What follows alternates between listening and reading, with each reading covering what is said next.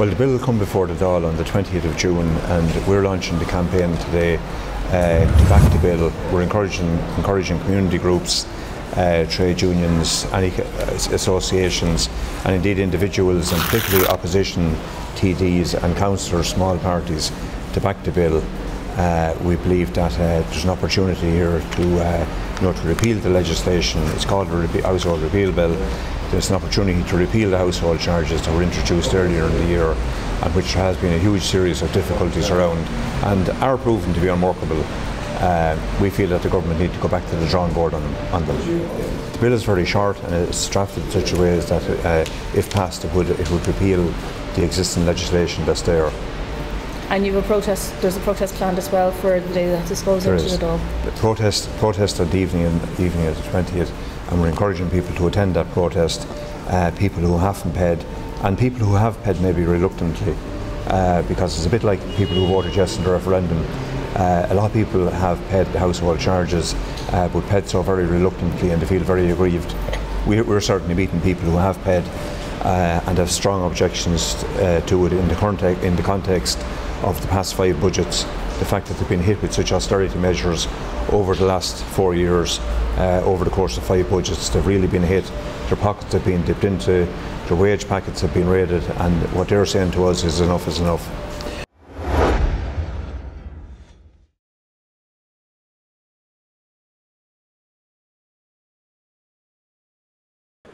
Your government must fulfil its referendum commitments to remove the burden of the banking debt from Irish citizens and to initiate genuine job stimulus projects.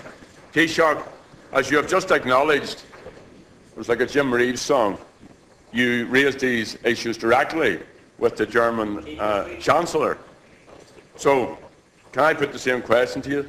Will you tell the Dáil what she said to you? And will you tell us very straight, does the German government support the need to remove the bank debt from Irish citizens? Just a straight yes or no would do it, Taoiseach. Taoiseach to reply. I also informed not just the German Chancellor, but the Spanish Prime Minister, the President of France, the Italian Prime Minister, the President of the European Council, and the President of the European Commission of the outcome of the referendum, of the extent of the interaction between civic society, those who supported the Yes campaign and the electorate here, and the quality and clarity of their decision. But I also made it perfectly clear that Ireland sees the problem here of dealing with the bank debt and the bank crisis as being one for politicians to decide on, to make decisions on. We've had discussions about this for a very long period now. And as I say, all of the Prime Ministers and the President that I spoke to understand that this month of June will see the French elections and the Greek elections and the result of the assessment of the Spanish banks and the extent of a liability there. The issues that are going to be put forward by the European Commission in respect of proposals for medium and longer term solutions here. And these, Deputy Adams, will be the focus of the attention of the decision to be made or arrived at or put on the table at the June meeting. And that's over the next 3.5 weeks, what that's going to happen now. Gerry Adams, supplementary question. Firm commitments made, Taoiseach, by yourself and by the government side, and that was to have genuine job stimulus. You were converted to the notion of growth in the course of all of this, though not a mention of the word growth when you come back with the treaty. You also made a commitment in terms of the bank burden and removing that. Now, I wish you well with all of your phone calls, but you didn't tell us at all what the people your phone said to you. You didn't even tell us what you said to them. So the problem is, and this is the crux of it, Taoiseach, if I may say so, you have never raised these issues at summits or at meetings with other European leaders. You've told us that many times in the Dáil.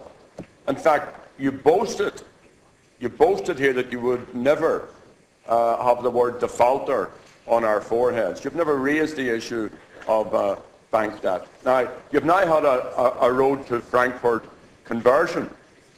But there's a credibility issue in you persuading European leaders who see the yes vote as an endorsement of their policies. And who could blame them, seeing as you have all the time echoed their policies? I mean, you and Angela Merkel are on the same page in relation to austerity and all of these other right-wing ideological positions.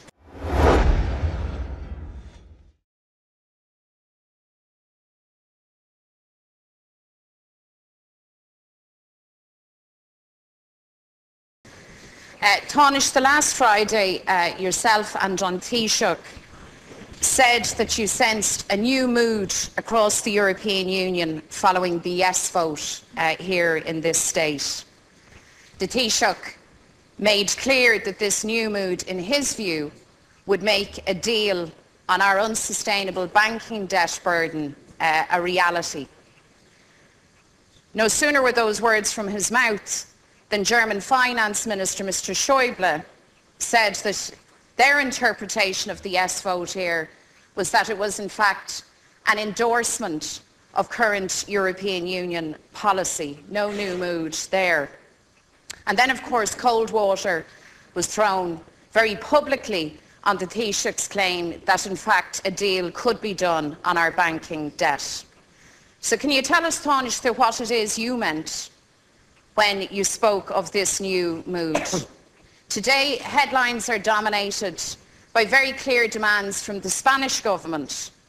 Madrid is not behind the door in saying, very publicly, that if their banking debt burden isn't assisted or shared, then it may herald big difficulties for the euro.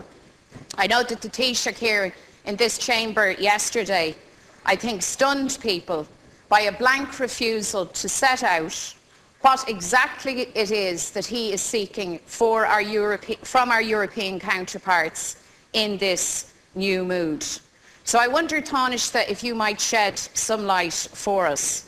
I assume that the Taoiseach has at least told you what it is he said to Angela and what Angela Merkel said back to him. We'd appreciate if you would share that information with this House. I think we need to reflect here on what it is we're attempting to do. This country made a decision here in this House in September 2008, proposed by Fianna Fáil, supported by Sinn Féin, which tied bank debt to the Irish state and the Irish taxpayer. That decision. Sorry, please. We've been making some progress. We already secured the reduction in the interest rate. We secured an agreement in respect of the promissory note for 2012, which is replaced by a long-term bond. And we are proceeding at a number of levels with discussions in respect of the bank debt. There are a number of other aspects which are changing. One of which is the situation in respect of the Spanish banking system. It may be that a solution will be found to the Spanish banking system which is translatable to Ireland. However, we do have to be careful that we don't hang our hat entirely on the Spanish situation, because what may be done in respect of Spain, or what may be applicable to Spain, may not be directly applicable to Ireland, and therefore we have to make sure that we have an arrangement which is suitable to the Irish situation. And it may be possible that a particular arrangement will be arrived at in respect of Ireland along the lines that we have been discussing both with the Troika and at a technical level with the institution. Well, first of all, Tánaiste, as you're well aware, you and the Labour Party in government have on 2 occasions extended the very bank guarantee that you rail so strongly against, so change the record. You say that you recognise, as we all do, the unsustainability of our bank debt. You laud the fact that you got a cut in interest rates. You've Greece to thank for that. You certainly pulled a fly one in respect of this year's payment of the promissory note. That did not represent a resolution of our problem, or even a partial resolution in any shape, make or form. And you now say that you're hedging your bets as to whether or not the Spanish might pave a way for some resolution for our debt burden here.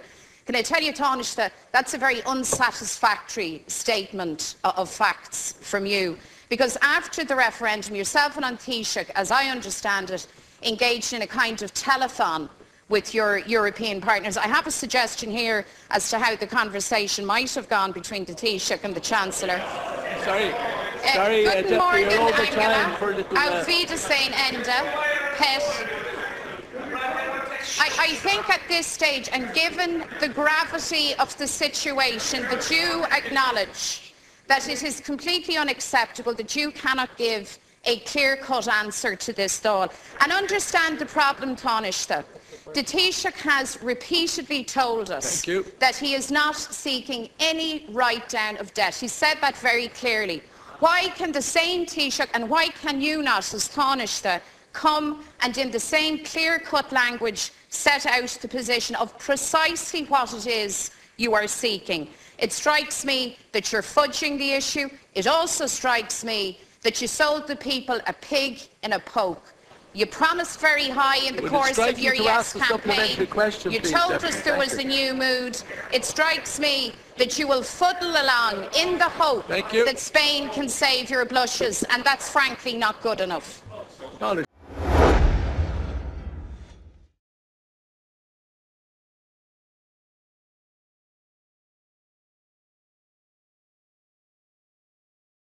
We've heard the story about Mick Wallace today. What's Sinn Féin's position on that? Well, I only heard the news just before lunch in relation to Mick Wallace. I was fairly busy this morning. I just got a clip on it.